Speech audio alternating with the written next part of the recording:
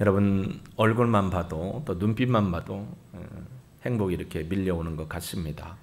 추수감사절에 우리가 하나님 앞에 감사함으로 예배 드릴 수 있음이 참 은혜이고 또 하나님을 찬양하지 않을 수 없는 귀한 이유가 아닐까 생각을 해봅니다.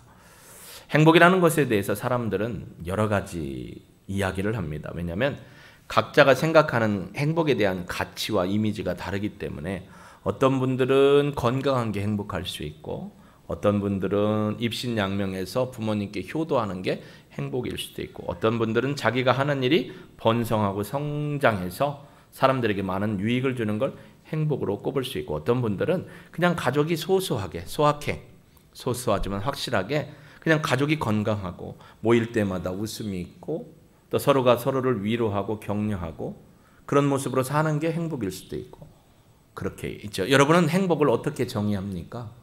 사람마다요 배경이 다르고 자기가 빨아들인 여러 가지 지식과 성향들에 따라서 행복을 평가하거나 행복을 고백하는 게 좀 다를 수가 있습니다. 여러분은 행복이라고 할 때 어떤 것을 행복하다라고 정의를 하시는지 궁금합니다. 저는요 행복을 이렇게 정의하고 싶습니다. 온전한 예배자로 하나님 앞에 서는 것, 저는 이것을 가장 행복하게 생각을 합니다. 특별히 저희 가족이 하나님의 은혜 안에서 믿음의 예배를 드리며 하나님의 진리 안에서 하나님을 향하여 걸어가는 그 믿음의 족적이 가장 행복한 것이 아닐까 생각을 하는데 그 이유는 저희 아버지로부터 이렇게 흘러옵니다. 여러분이 이미 저를 아시는 분들은 아시겠지만 저희 아버지는 외아들이었고요. 많은 고모들 사이에서 이렇게 계셨지만 저희 집의 시골집 첫 번째 제가 태어났던 집의 구조는 부엌, 큰 부엌, 안방, 윗방, 사랑방. 사랑방에는 신주단지가 모셔져 있어서 아침, 점심, 저녁으로 이렇게 따뜻한 밥에서 올려서 꽂아놓고 하는 그런 집이었어요. 저희 아버지는 원래 예수님을 믿지 않았던 그런 분이셨습니다. 근데 보리 추수할 때 5월 말에서부터 해서 6월에 보리 추수할 때 저희 동네에 선교사 한 분, 외국인 선교사 한 분하고 한국 믿음의 분들하고 두 명 이렇게 복음 전도하러 다녔을 때였어요. 저희 아버지가 저하고 이제 신앙적인 얘기를 많이 해주셨는데 간증 가운데 이렇게 얘기하셨거든요. 선교사와 한 분이 이렇게 동네를 돌아다니면서 복음을 전했는데 아버지가 논에서 보리 추수할 때 사람들이 이렇게 왔다. 나는 그걸 이렇게 달갑지 않게 여겼는데 그 사람들이 하도 부탁을 해서 앉아서 뭔 얘기 하나 들어봤는데 그때 이제 쪽복음이 있죠. 쪽복음 가운데 외국인이 얘기하면 한국인이 이렇게 통역해서 얘기해주는 식으로 이렇게 선교를 했어요. 우리 침례교회도 사실은 미국의 침례교회 이 선교사들이 와서 침례교회 가운데 복음 전거하는 일들이 많았거든요. 근데 이제 아버지가 말씀하시기를 성경을 읽어주는데 은혜 받고 구원받는다면 생각하니까 그게 요한복음이었다고 말씀하셨어요. 성경을 읽어주는데 아버지의 표현으로 뭐라겠냐면 성경 내용이 내 눈에 확 들어왔다라고 표현을 하셨어요. 그리고 그 자리에서 예수님을 믿고 변화가 생겼는데 이게 어떤 변화냐면 아버지에게 하나님이 담대함을 주셨는데 사랑채에 있던 신주단지를 다 깨버리고 치워버렸어요. 그러니까 동네에서는 그 소식을 들으니까 우리 아버지가 어떤 사람이 되냐면 개혁자가 아니고요 후려자식이 되는 거예요. 조상신을 함부로 대했다. 그런 담대함이 있었는데 거기까지는 잘 하셨어요. 근데 딱 치워놓고 이제 보니까 주일날 되니까 교회를 가야 되는데 이게 두려움이 오는 거예요. 사단은 우리에게 어떻게 해요? 두려움을 줘요. 그러니까 아버지가 이제 교회를 가셔야 되는데 담대하게 교회를 못 가시는 거예요. 성경책을 두루마리 사이에 집어넣고 우리 옛말로 따지면 신장로로 못 가셔요. 동네 큰 길로 못 가시고 산길 뒷길로 해서 교회를 갔다가 끝나면 또 집어넣으시고 산길 뒷길로 해서 집에를 오셨는데 그렇게 습관적으로 다니시다 보니까 하나님의 성령께서 우리 아버지의 이 마음 문에 노크를 하셨어요. 너 내가 부끄럽니? 이게 어떤 사람에게는 강력한 충격 같은 말로 와요. 너 내가 부끄럽니? 아버지의 간증이 그러셨어요.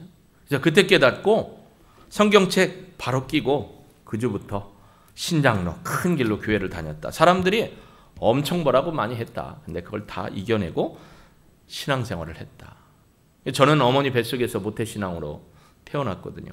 그러나 모태신앙으로 했지만 고등학교 2학년 때 예수님을 나의 하나님으로 고백하고 고등학교 때도 하이 CCC, 대학교 때 DFC, 또 사업을 하다가 하나님의 부름 받고 또 신학대학원을 가고 그리고 목회에 들어섰습니다.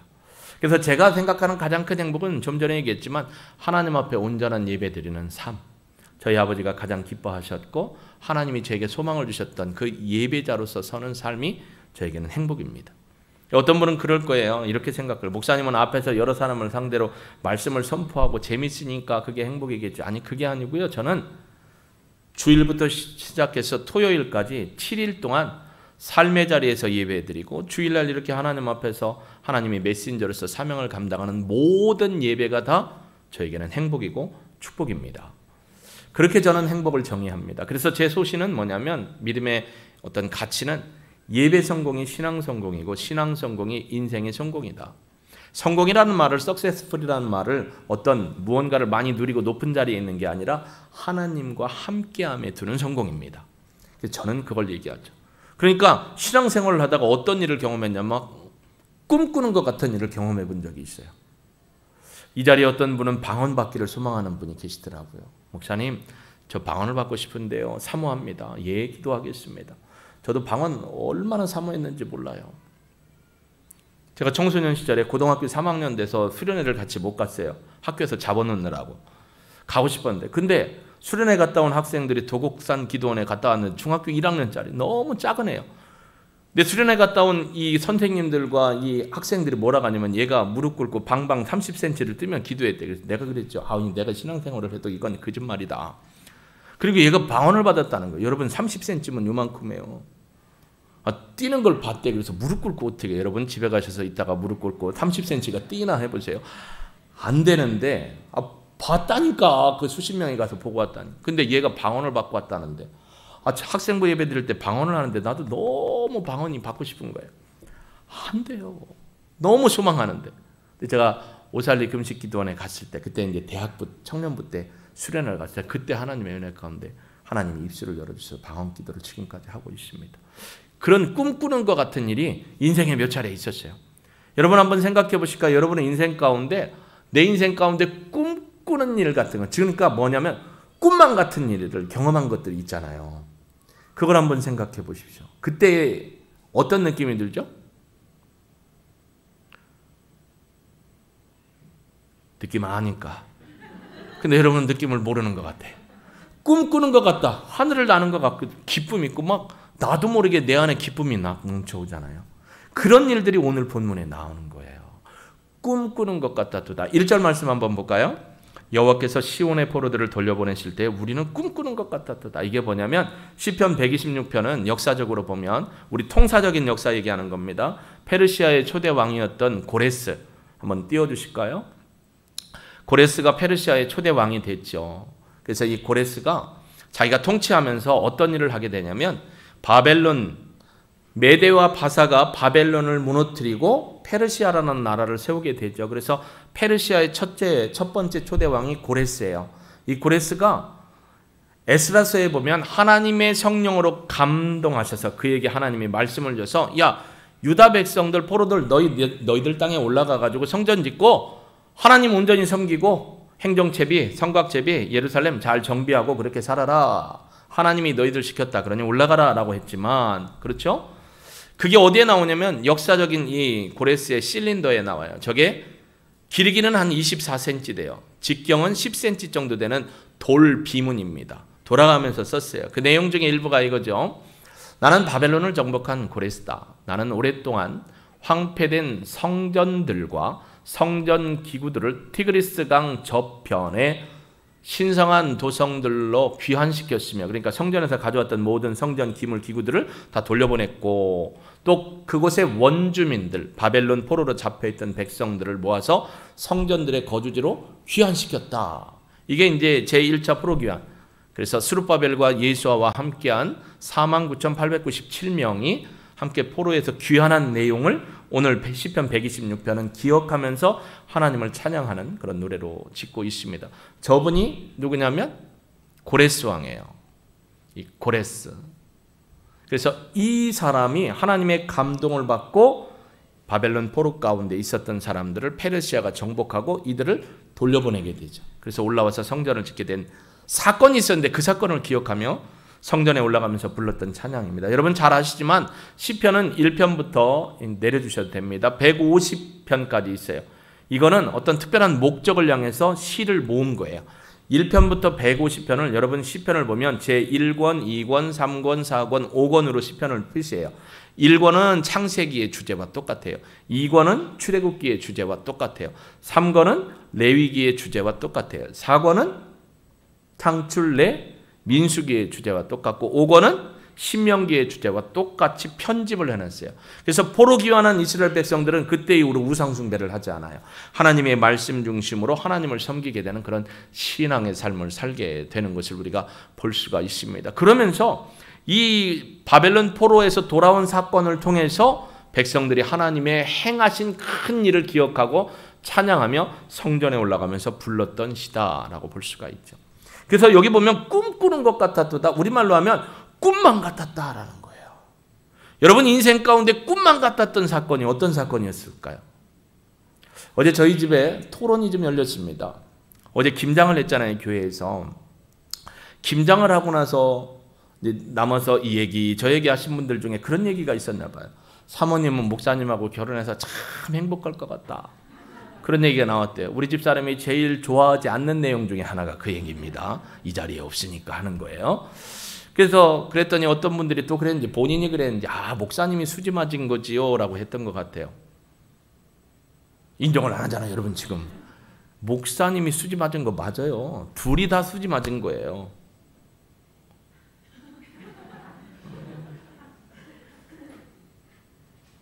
수지 맞았죠, 남편 만나서.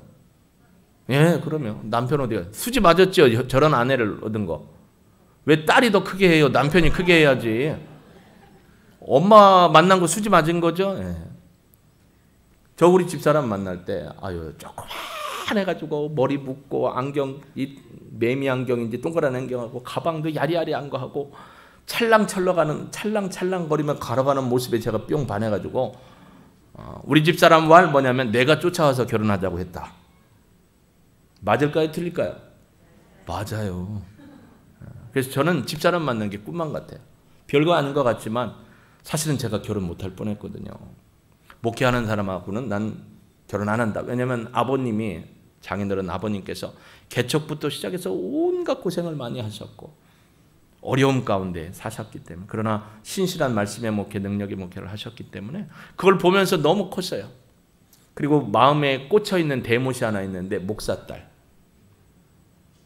목사님 딸이 그러면 돼? 목사님 딸은 일해야지. 목사딸이 그러면 돼? 그러니까 저희 집사람이 책꽂이에 있었던 유명한 책, 내 이름은 목사딸이 아닙니다. 그 책이 정말 있었어요. 집사람 만난 거 수지죠. 왜요? 하나님의 은혜 가운데 만나서 이렇게 살 수 있도록. 저희 가장 동역자이고 또 저를 코칭해주고 목회에 대해서 함께 나누고 함께 하기 때문에 참 제 인생에 수지 맞은 거죠. 집사람도 그렇고. 꿈만 같다라는 거예요. 그러면 이스라엘 백성이요. 전혀 생각하지 못한 일이에요. 포로에 잡혀갔다가 돌아온다는 걸 생각을 못했는데 사실은 하나님이 다 이미 말씀해 주셨어요. 선지자들을 통해서 예레미야나 이사야나 다른 선지자를 통해서 너희들이 하나님을 온전히 섬기지 않으면 어떻게 된다? 바벨론 포로로 잡혀가게 된다. 근데 잡혀왔어요. 잡혀갔지만 선지자들로부터 많은 사람들이 하나님의 말씀을 기억하고 돌아가기를 위해 눈물로 어떻게 한 거예요? 5절 6절 보니까 눈물로 하나님 앞에 어떻게 했어요? 기도하고 씨를 뿌렸어요. 그래서 하나님의 때에 하나님의 방법으로 하나님의 사람들을 통해 하나님이 언약을 이루시고 하나님의 영광 가운데 그들을 돌아오게 하신 줄로 믿습니다. 저하고 카톡 하시는 분들은 알겠지만 제 카톡 화면이 뭘로 되어 있죠?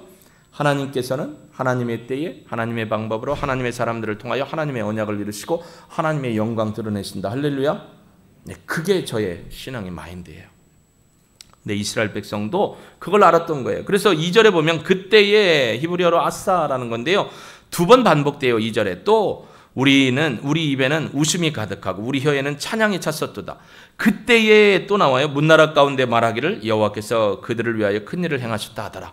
두 가지로 표현해요. 여러분 생각해 보세요. 여기 입에 웃음이 가득했다는 건 이거예요. 자, 여러분의 무표정한 얼굴에서 눈 웃음을 살짝 짓고 입꼬리를 살짝 올려보세요. 그냥 이게 실실 하는 거예요. 웃음이. 웃음이 이렇게 나는 거예요. 내가 웃는 게 아니고 하나님이 기쁨을 줘갖고 나도 모르게 웃음이 이렇게 나는 거예요. 또 하나 우리 혀에는 찬양이 있었도다. 무엇을 찬양했겠어요? 하나님이 하신 놀라운 일들. 할렐루야. 하나님이 여러분에게 베풀어 주신 놀라운 일들을 계속 찬양을 했다라는 거예요. 그런데 이 사람들만 그런 게 아니에요. 그때에 반복해요. 강조해요. 주변 나라들 가운데 말하기를, 주변 나라들의 지도자들이 말했든지 백성이 말했든지 뭐라고 하냐, 여호와께서 그들을 위하여, 누구? 이스라엘 백성들을 위하여 큰 일을 행하셨다. 큰 일이 뭐예요? 제사가 큰 일이에요? 백성들을, 포로되었던 백성들을 고레스를 하나님이 감동시키셔서 돌아오게 하고 성전을 짓고 고향 땅에 들어와 살게 하셨다라는 거죠. 광복의 개념이죠. 큰 일을 행하셨다는 건데 누가 얘기하냐면 주변 나라 사람들이 얘기해요. 뭐라고 하냐면 그들의 여호와가, 여러분 성경에 보면 창세기에 하나님이라는 단어가 있어요. 엘로힘. 그건 뭐냐면 권능, 창조, 능력의 하나님이 엘로힘이에요. 그러다 창세기 2장 4절부터 어떤 하나님의 신명이 나오냐면 예흐와라는 여호와가 나와요. 여호와라는 이름은 뭐냐면 언약의 신실하셔서 그것을 지키시는 신이 예흐와 여호와예요. 근데 오늘 시편 126편은 전 6절 중에 1절부터 4번이나 예흐와 여호와라는 말이 나옵니다. 그 얘기는 이 큰 일을 행하신 분이 어떤 분이냐면 약속에 신실하셔서 그 일을 이루시는 여호와가 행하셨다라는 거예요. 여러분이 붙들고 믿고 있는 분이 누구냐면 언약에 신실하셔서 약속을 이루시는 예호와, 여호와라는 사실을 기억하기를 주의 이름으로 축복합니다. 그분이 행하셨어요. 누구를 위해서? 그 백성들을 위해서. 여러분들을 위해서 하나님이 행하셨다라는 거예요. 그러니까 하나님은 여러분을 고아처럼 놔두지 않고 떠나가지 않으셔요. 함께 하세요. 제가 늘 고백하는 것처럼 보인지 하나님. 근데 하나가 더 늘었어요. 보인지 공 하나님. 보인지공. 보호하시고 인도하시고 지키시고 공급하시는 하나님이 우리와 함께 하신다라는 사실이죠. 그래서 이스라엘 백성들을 큰일 가운데 돌아오게 하셨어요. 그래서 3절에 뭐라고 하냐면 여호와께서 우리를 위하여 큰 일을 행하셨으니 우리는 기쁘다. 하나님이 우리를 위해서 큰 일을 행하셨다. 오늘날로 따지면 여러분을 위해서. 여러분은 생각지도 못하고 계획하지도 못하고 꿈꾸지도 못하는 일을 하나님이 디자인하시고 하나님이 하나님의 사람들을 통해서 하나님의 방법으로 이루실 줄로 믿습니다. 그러니까 두려워하지 마십시오. 염려하지 않기를 주의 이름으로 축복합니다. 그런데 4절에 보면 이렇게 여호와여 우리의 포로, 바벨론 포로에 있는 사람들을 남방 시내들 같이 돌려보내십시오라고 기도해요. 여러분 남방이라는 게 어디냐면요. 여기를 한번 보실까요? 자료 화면을 참조를 못했는데요. 헬몬산이 있어요. 북쪽에 이스라엘에. 저 헬몬산, 여기는 눈이 오는 산이에요. 그 눈이 녹았다가 내리면서 단으로 흐르는 강이 돼서 요단이 돼요. 그래서 갈릴리가 돼요. 갈릴리에서 요단강이라고 하죠. 이게 텔단에서부터 흐르다라는 거예요. 해서 사해가 돼요. 사해 밑으로는 다 뭐냐면 사막지대예요. 네게부 사막. 여기를 남방이라고 해요. 근데 이 남방에 보니까 남방의 시내들 같이 돌려보내라. 여러분 사막에 시내가 있을까요? 사막에는 고가래요. 근데 사막에 이렇게 남방의 시내들이 보이지 않던 와디라는 건 골짜기예요. 물이 흘렀던 자리. 거기에 꽉 차게 되는 때가 있어요. 그 때가 언제일까요? 뭘 물어봐. 네가 빨리 얘기해. 그런 표정인데 이스라엘은 계절이 3개예요. 건기, 그렇죠. 우기, 겨울. 우기 때 비가 오면요. 위쪽에서 내린 비가 엄청나서 이 흙 속에 갇혀있던 와디 골짜기에 물이 흘러가는데 넘친다라는 거예요. 그것처럼 남방의 포로들이 하나님께서 우기 가운데 네게부의 사막에 강물을 내신 것처럼 백성들을 그렇게 돌아오게 해주십시오라고 어떻게 했다는 거예요? 눈물로 기도했다는 거예요. 선지자의 말씀을 기억하고. 그러니까 여러분이 이 어려운 팬데믹 시대를 살아갈 때 하나님의 말씀을 붙들고 하나님 앞에 눈물의 씨를 뿌려야 할 이유가 바로 여기에 있습니다. 우리가 예상치 못했던, 계획치 못했던 그런 일들을 하나님이 행하시기 때문이죠. 그러니까 우리는 약속에 신실하신 하나님을 확신하면서 그분의 말씀 따라 살아가는 신앙이 필요합니다. 근데 이제 5절과 6절이 참 중요합니다. 화면에 한번 띄워주실까요? 5절, 6절 보면 눈물을 흘리며 씨를 뿌리는 자는 기쁨으로 거두리로다. 여러분, 왜 씨 뿌리러 가는데 눈물을 흘릴까요? 이 고대 근동 가나안 땅 이스라엘 백성들의 기후 한번 생각해 보세요. 왜 씨 뿌리러 가는데 눈물을 흘릴까요? 저희 아버지 농사 짓는데요, 농사 지으셨을 때 씨 뿌리러 갈 때 기대감을 갖고 같이 눈물을 흘리며 가신 적이 한 번도 없었어요. 그럼 왜 눈물을 흘리며 씨 뿌리러 간다 할까요? 비가 어때서? 없으니까. 비가 없어요. 비가 없음에도 어떻게 해야 돼요? 씨를 뿌리러 가야 돼요.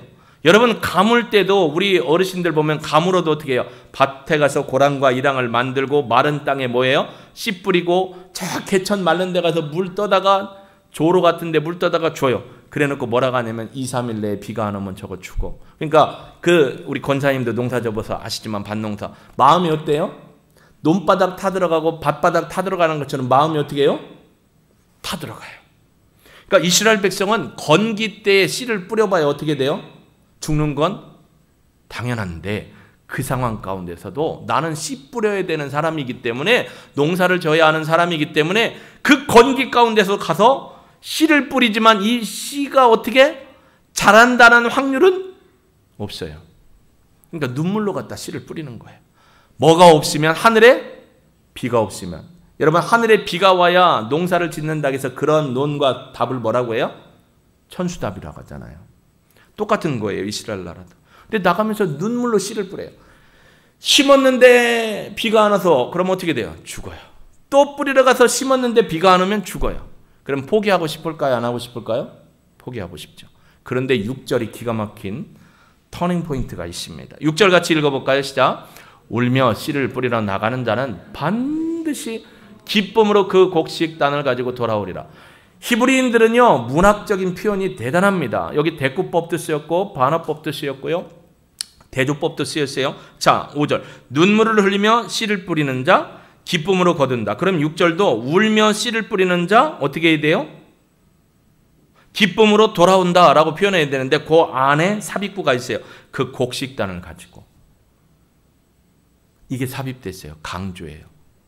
대꾸법 5절과 6절은 대꾸와 대조를 이루지만 하나가 다른 게 단을 가지고 돌아온대요. 하나님이 도우셔서 비를 주시면, 하나님의 능력과 방법으로 도우시면 어떻게 된다고요? 단, 추수단을 가지고 돌아온대요. 그러니까 눈물로 씨를 뿌리는 자가 기쁨으로 돌아올 수 있고 감사할 수 있는 이유는 뭐냐면, 하나님이 도우셔서 곡식단을 가지고 돌아오는 거예요. 자, 이제 우리의 삶으로, 신앙으로 돌아와 볼까요? 여러분이 지금 제가 이렇게 얼굴을 지나갈 때마다 여러분 그 기도 제목들이 이렇게 떠올라요. 가정축복 기도 제목 연초에 냈던 것을 기억하고 있기 때문에 흘러가면서도 보여요. 제가 새벽에 정말 편할 수가 있어요. 새벽 예배 드리면 단톡에 한 번만 올리면 끝나요. 그럼 여러분이 단톡에 들어서 그냥 들으면 되는데, 왜 굳이 30분 이상을 새벽에 저기 한 사람한테 보내고 전달을 하면 10명씩 전달되잖아요. 10명이 넘어가면 이게 어떻게 돼요? 단톡이 되잖아요. 개인톡이 안 되고. 그래서 10명이에요. 10명의 이름을 띄우면서 보내는 이유는 10명의 이름을 찾아서 올릴 때마다 그분들의 기도 제목으로 기도하는 거예요. 쉬운 방법이 아니라 30분 동안 여러분을 위해서 이름을 눌러가면서 여러분의 가정기도, 자녀기도, 특별히 여기 전도, 가족 구원을 위한 전도 기도를 위해서 누르면서 기도하는 거예요. 하나님이 주신 지혜예요. 거기에 단톡에 올려도 단톡에 안 들어오신 유명한 분들이 계셔서 그분들까지 주일날도 저기 앉아서 제가 한 40명을 또 보내요. 단톡에 빠지신 분들 또 보내요. 이름을 불러가면서. 그런데 그 보내진 메시지를 듣고 어떤 분은 힘을 얻기도 하고, 어떤 분은 너무 목사님 목소리가 지겹다고 이제 눌러보지도 않아요. 왜? 일자가 그대로 남아있어요. 아주 기가 막힌 분들이에요. 이제 그만 좀 보내라, 이런 사인을 주거나 예의상 누르기만 하고 듣지 않는 분도 많아요. 그런데 어젯밤에 대전에서 연락이 왔어요. 무슨 집사님. 이분이 연락할 때는 자식들과 관련된 얘기예요. 제가 그 아이들을 중학교 때, 대학교 때 가르쳤었기 때문에. 전화가 왔어요. 예, 집사님 잘 지내시죠? 잘 지내시죠? 목사님 뭐 좋은 일 있으신가 보죠? 하고 제가 물어봤더니, 이번에 아들이 전 직장에서 광화문 쪽으로 이사 왔어요. 목사님네 교회에 더 가까워졌어요. 목사님 어떻게 해달라고요? 이끌어 주세요. 처음에 까치산에 있다가 까치탄 역 있는데 거기서 조금 더 가까웠다. 이번에는 광화문 쪽으로 소상공인 무슨 공사가 있다고 그래요. 저는 모르는데 거기에 시험을 봐서 공사 다니다가 너무 지겹다고 시험을 봐갖고 또 한 번에 붙어버렸네. 공사에 거기에. 그래가지고 가까이 왔어요. 그래서 제가 어제 밤에 그 소식을 듣고 누구누구야 잘 지내지? 그리고 뭐라 했냐면 내일 추수감사절인데 함께 나와서 예배 좀 드리고 목사님 얼굴 좀 보고 가련? 5분 후에 카톡이 왔어요. 목사님 감사합니다. 신경 써주시고 기도해 주셔서 매일 보내는 말씀 가끔 듣는데 힘을 얻습니다. 우리 교회 성도들은 누르지도 않는데 이 친구는 계속 교회도 안 나오지만 들었어요. 내일은 안 되고 나중에 시간 될 때 주중에 오겠습니다. 이렇게 연락이 왔어요. 근데 그 아이도 말씀을 듣고 힘을 얻을 때가 있다라는 거예요. 그 아버지는요, 평생 소원이 뭐냐면 딸, 아들이 온전한 믿음으로 하나님 섬기며 예배 생활하는 게 소원이에요. 그러니까 늘 1년에 한 4번 정도는 연락을 주셔요. 여러분 이게 왜 중요하냐면 눈물을 흘리며 씨를 뿌리러 나가야 되는 뿌려요. 여러분이 어떻게 해요? 가족 구원을 위해서, 형제들 구원을 위해서, 이웃들을 위해, 친구들을 위해서 어떻게 해요? 계속 복음의 씨를 뿌려요. 근데 어떤 상태인 걸 알아요. 뿌려도 명창은 누가 만든다? 고수가 만든다. 뿌려도 안 하면 저 2층에 애기들이에요. 뿌려도 소용이 없고 대답이 없고 반응이 없으니까 안 하고 싶잖아요. 근데 6절에 보면 울며 씨를 뿌리러 나가는 자는 반드시 씨 뿌리러 나가야 돼요. 복음의 씨를 계속 뿌려야 돼요. 그들이 받든지 안 받든지 마른 땅에 가서 이 비 안 오면 죽는데 이 씨 말라 죽는데 해도 계속 뿌려야 돼요. 그러면 하나님의 때에 하나님의 방법으로 곡식의 단을 가지고 돌아올 기쁨의 때가 있다라는 거예요. 그래서 눈물을 흘리며 복음의 씨를 뿌리는 자에게 축복이 뭐냐면 그분들이 예수 믿으면 어떻게 되는 거예요? 너무 기쁜 거예요. 이게 뭐 같다고요? 1절에 있는 것처럼 꿈만 같은 거예요. 꿈만 같은 거. 꿈꾸는 것 같은 거예요. 일부 때도 최 권사님하고 장손이 왔어요. 둘이 어떻게 오셨을까? 그러면 과연 누가 운전을 하고 왔을까 기다리는데 장남이 왔어요. 아직 이 선생님은 안 오셨구나. 근데 그때 예배를 드릴 때 온 식구들이 다 예수 이름으로 고백을 하고 구원받았어요. 그러나 교회 앞까지 나오는 건 또 어떻게 해야 돼요? 믿음의 씨를 뿌려야 돼요. 계속. 왜? 사단이 와서 그 씨를 빼나가지 못하도록, 쪼지 못하도록 계속 우리가 씨를 심어야 됩니다. 여러분 가족 구원 때문에 지쳐있는 분들 많이 계시죠? 친구들 구원을 위해서 애쓰는 분, 배우자감이 될 사람을 위해서 기도하는 분들, 이제 앞으로 태어날 자녀들을 위해 기도하는 분들, 미리미리 기도하는 분 계시잖아요. 포기하지 않기를 주의 이름으로 축복합니다. 하나님의 은혜 안에서 우리는 울면서 가서 복음의 씨를 뿌려요. 거두게 하시는 분은 누구라고요? 큰 일을 행하신 분이 누구라고 했어요? 이스라엘 백성도 하나님이 하셨다고 고백했고 주변 사람들도 하나님이 하셨다고 고백하는 거예요. 여러분이 친정엄마를 위해 시댁 식구를 위해서 복음을 심고 복음을 심어서 그분들이 예수 믿을 때 동네 사람들의 주변 사람들이 누구 때문에 예수 믿었네, 정말 잘 됐네, 축하해. 누가 들어요? 여러분이 들어요. 그러니까 우리는 씨 뿌리는 자기 때문에 빈손 갖고 가면 안 돼요. 복음의 씨를 뿌려야 돼요. 그러면 하나님이 기쁨으로 그 곡식단을 거두도록 인도하신다겠어요. 제가 저희 어머니 실족하여 넘어졌던 걸 알고 7년 9년 가까이 기도하며 하나님 앞에 매달렸을 때 씨를 심었어요. 갈 때마다 시골 갈 때마다 씨를 심었는데 하나님의 때에 어머니가 다시 믿음으로 돌아와서 지금 신앙의 삶을 살고 계셔요. 여러분 포기하지 않기를 소망합니다. 지칠 수밖에 없어요. 그분들이 뭐라고 해요? 여러분 복음의 씨를 뿌리면 그분들이 좋아하던가요? 싫어해요. 그러나 우리는 어떻게 해야 돼요? 건기, 마른 땅에도 뿌려야 돼요. 하나님이 거두시니까, 하나님께서 하시니까 기대와 소망을 가지고 우리는 순종하며 나아가는 겁니다. 포기하면 안 되는 거죠. 그래서 오늘 말씀처럼 곡식단을 가지고 돌아오는 이 축복된 기쁨을 누리는 주인공이 누가 되어야 할까요? 여러분이 되어야 합니다. 이 옆에 있는 것들을 보면서 감사했어요. 늘 하는 분이 할 수도 있어요. 안 해보신 분은 안 할 수도 있어요.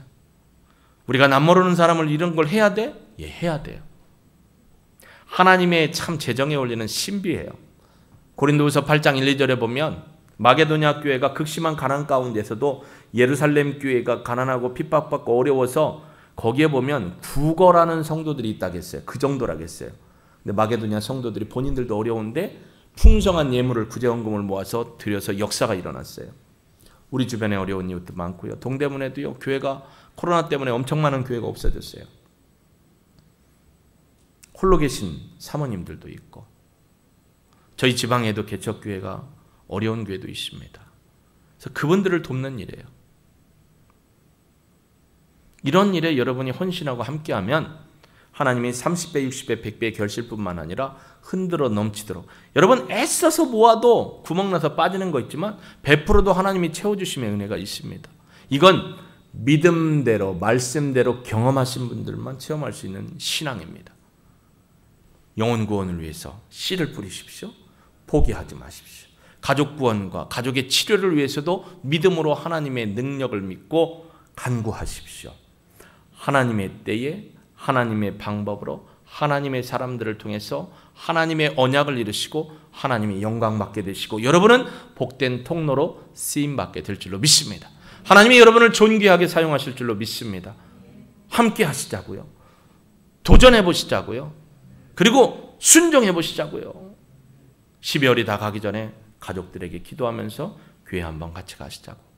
아니면 여러분 가정에 저를 초대하든지 사역자를 초대해서 복음 증거할 수 있는 시간들을 마련하든지 여러분이 하나님의 말씀에 순종할 때 하나님이 역사하실 줄로 믿습니다.